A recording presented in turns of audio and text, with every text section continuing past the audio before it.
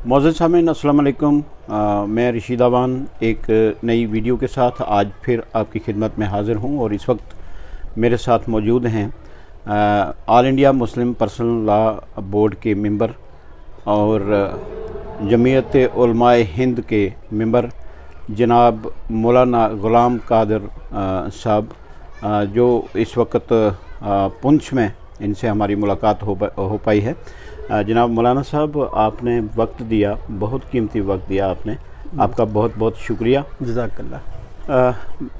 जानना चाहेंगे जनाब कि आपने माशाल्लाह जो काम किया है वो दुनिया के सामने है, लेकिन इसको मज़ीद हम उसकी कुछ वजाहत करेंगे अपने इस इंटरव्यू में।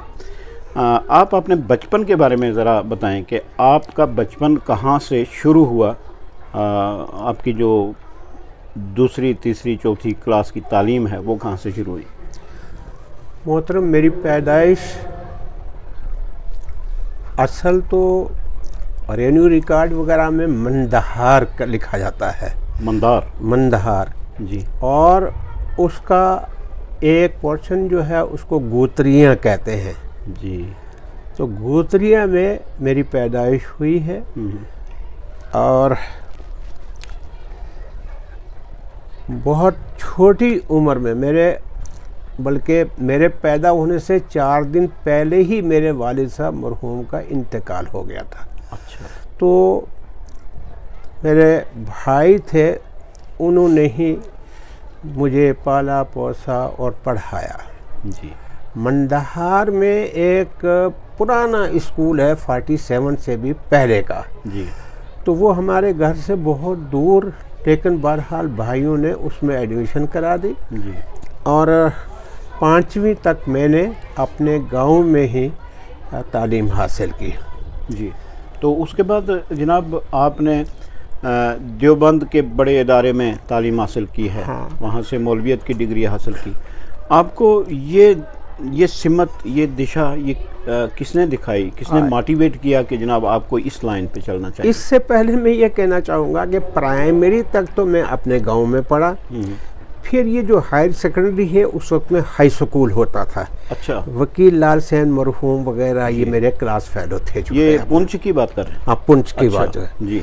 तो मैं 6ठी 7वीं और 8वीं, अच्छा। अब तो हायर सेकेंडरी है, उस वक्त में हाई स्कूल था, तो 6ठी 7वीं 8वीं यहाँ पढ़ी है मैंने। जी।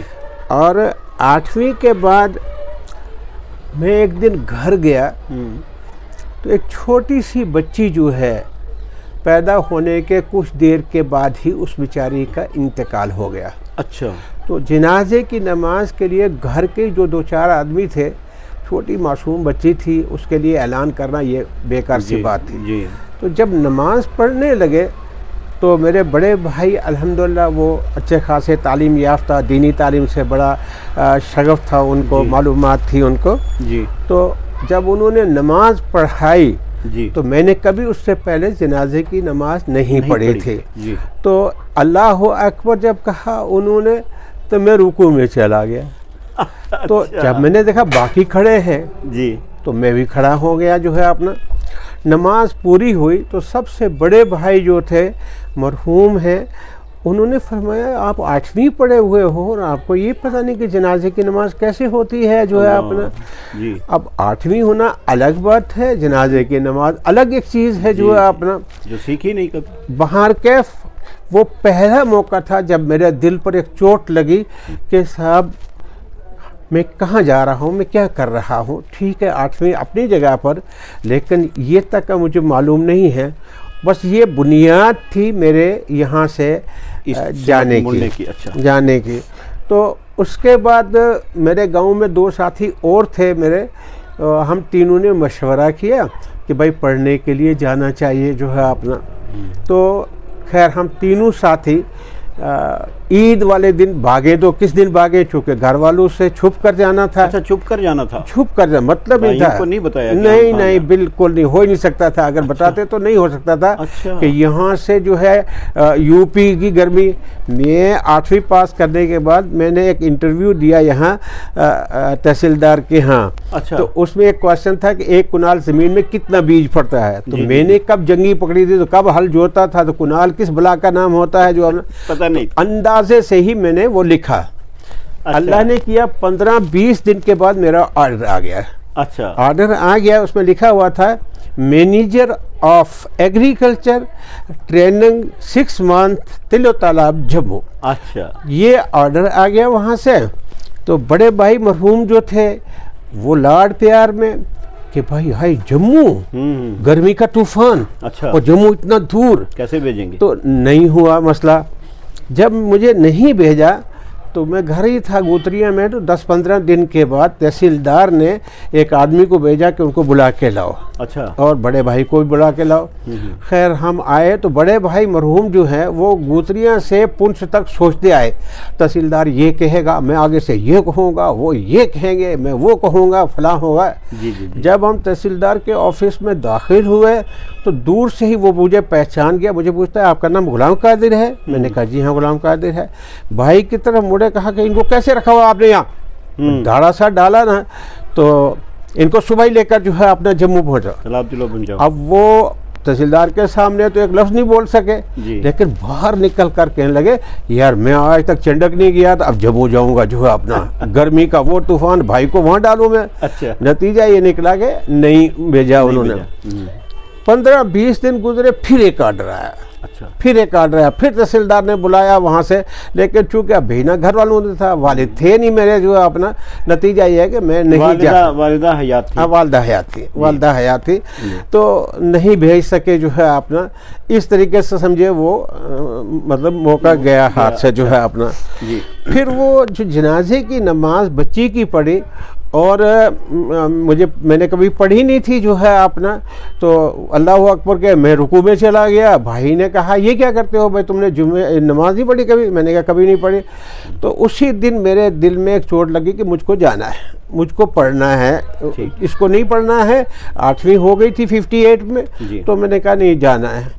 जाने के लिए प्लान बनाया, पैसे कहाँ से लाएं? तो बाग था अपना आड़ियों का, वो आड़ियाँ चमी मैंने। अच्छा। उसके वो अडीके अंगोड़िया। अच्छा। वो बेहतरीन तो 35 रुपीज़ मेरे पास थे। अच्छा, काफी थे जी उस वक्त 35 जी महीना रखते थे। जी जी बिल्कुल बिल्कुल। अच्छा। इतने ही बेचारे साथियों के पास भी थे किसी तरह से करके जो है अपना। तो हम लोगों ने मशवरा किया कि भाई अब भाग कर जाना है तो रात को कहीं दरिया शरिया में छुप के रहेंगे, सुबह को पहली बस निकले। तो जो सिख एक लड़का था बावली का, वो टिकट काटता था। हमने उसको कहा यार मैं सुबह को भागने चाहते हैं तो आप हमें। उन्होंने कहा अगर भागना चाहते हो तो सुबह को निकलोगे, घर वाले पीछा करेंगे, पकड़े जाओगे। तो अभी गाड़ी जा रही है राजौरी, उससे आप निकल जाओ पड़ो इधर से। तो हम लोग राजौरी रात को निकल गए। अच्छा। और वहाँ एक बेचारे होटल वाला था, उसने अंगीठी अपनी जो है बाहर रख दी। आटा मक्की का लिया था, हमने कब रोटियाँ पकाई थी, ऐसे ही मसूर से बनाए, उस पर वो गर्म किया, चलो कुछ तो गुजारा होगा। जी जी जी। पैसे इतने थे नहीं कि हम होटलों के जो है वो खिदमत करते। तो इस तरह से यूँ समझिए कि हम निकले। उस वक्त में ट्रेन जो है वो पठानकोट से थी, जम्मू से नहीं। लेकिन अच्छा। हमारी किस्मत ऐसी कि हम जिस बस से जम्मू उतरे, दूसरी बस साथ में खड़ी थी, वो आवाज़ लगा रही थी चलो पठानकोट, चलो पठानकोट, चलो पठानकोट। तो हम इससे उतरे, उसमें बैठ गए। अच्छा। जब हम लोग पठानकोट पहुँचे, हमने आगे ट्रेन का सफ़र करना था, तो अब कभी किया नहीं, देखी भी नहीं थी ट्रेन जो है कभी। तो वहाँ प्लेटफार्म पर एक आदमी काफ़ी दूर हमसे फासले पर जी, तो वो हमें देखता रहा। ये 3 लड़के हैं, तो कहाँ जा रहे हैं ये? तो वो चलकर हमारे पास आया, कहने लगा आपको कहाँ जाना है? हमने कहा जी कि दीनी तालीम हासिल करने के लिए जाना है। तो कहाँ जाओगे? हमने कहा ऐसे ही, हमने शटा ठोका कि दिल्ली जाएंगे, आगे देख लेंगे। हमें कहता है वो कि देखिए ये ट्रेन जो बिल्कुल इस वक्त पर प्लेटफार्म पर खड़ी है, ये अभी थोड़ी देर में निकलने वाली है और ये सहारनपुर जा रही है। अच्छा। अगर आप मेरी बात माने तो इसमें बैठ जाओ, आगे देख लेना सहारनपुर से। जी। उसके कहने पर हम उस ट्रेन में बैठ गए। अच्छा। और सुबह होते होते हम सहारनपुर पहुंचे। सहारनपुर से किसी ने कहा था यहाँ से देवबंद जो है 19 किलोमीटर है। जी। हम एक बस में बैठे और दारुल उलूम देवबंद के दरवाजे पर थे जो है अपना।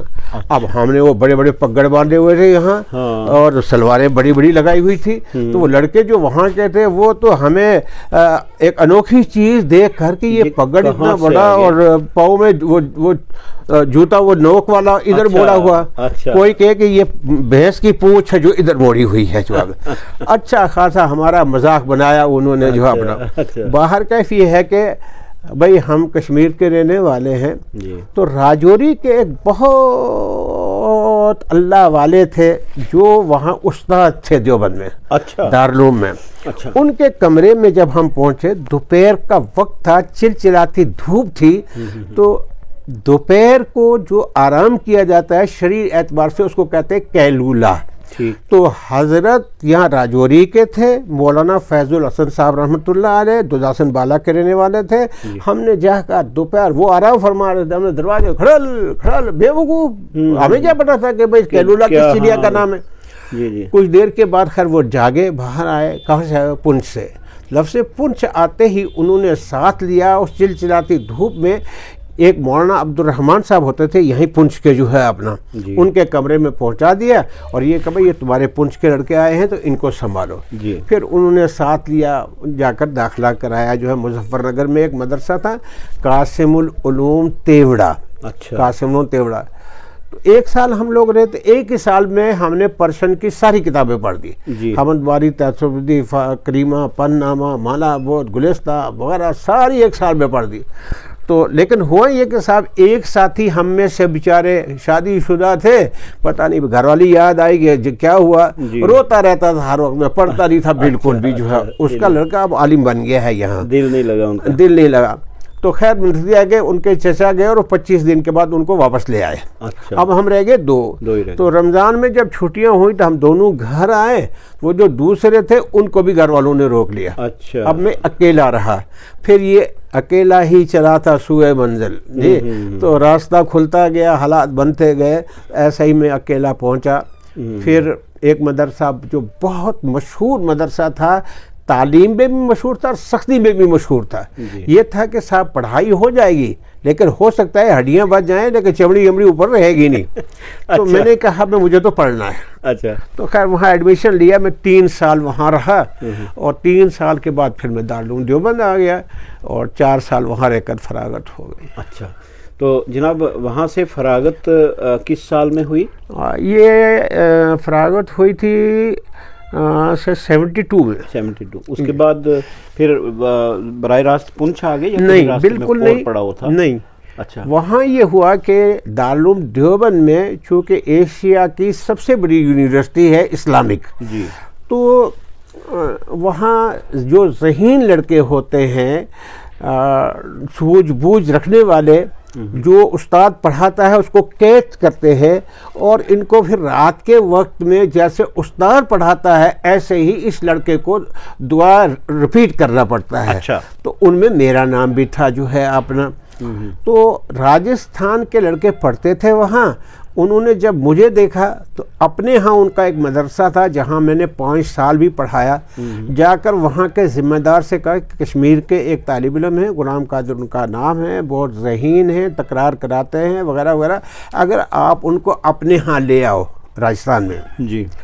खैर वो आए और मुझे ले गए जो है राजस्थान। मैंने 5 साल पढ़ाया, बस 5 साल के बाद फिर जहन में आया कि भाई अपने यहाँ इदारा कायम करना चाहिए जो है अपना जी। तो वहाँ के जो ज़िम्मेदार थे अब वो दुनिया में नहीं है, अल्लाह जन्नत नसीब फरमाया जी।